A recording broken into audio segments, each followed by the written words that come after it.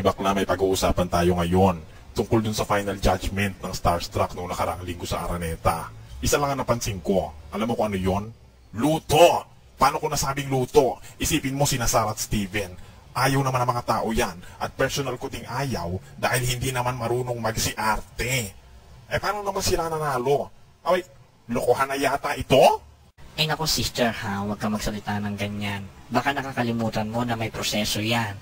At binoto yan ng sabayan ng Pilipino. Kaya surely ako, na-deserving sila no. Uy, may pa-deserving ka pa nalalaman dyan. Ang nagpanalo lang naman dyan mga text votes.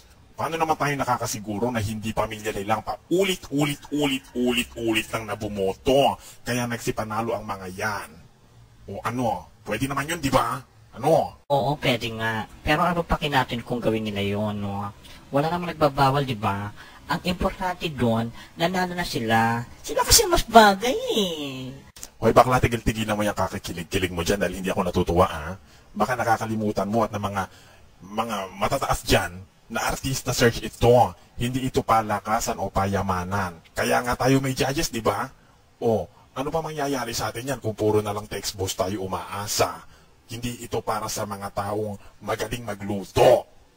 O, magaling ba umarte yan? Di naman, di ba? Ano ka ba? Huminahon ka. Tulad nga naman sinabi ko, mga tao ang nagpanalo sa kanila. Kaya walay pakils na tayo dyan.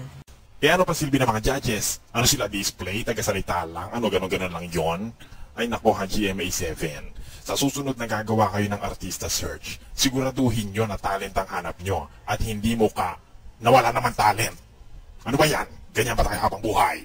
Teka muna, sumusobra ka na ha. Kaya ako pa sinasabing huminahon ka, pero ngayon tinitira mo na ang paborito ko network.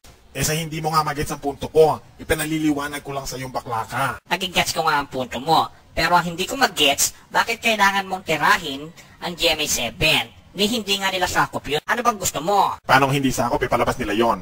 Ay nako, ewan ko sa'yo, hindi mo talaga ako maintindihan dahil makitid ang utak mo. Ewan ko sa'yo, joke lang ka. Ay nako, bakit po ba pinagdidiin ang bakla ko? Bakla ka din naman ha. Etong sa'yo. Ay ano? Tumigil kang bakla ka. Ano ba ginagawa mo? Ano? Ay!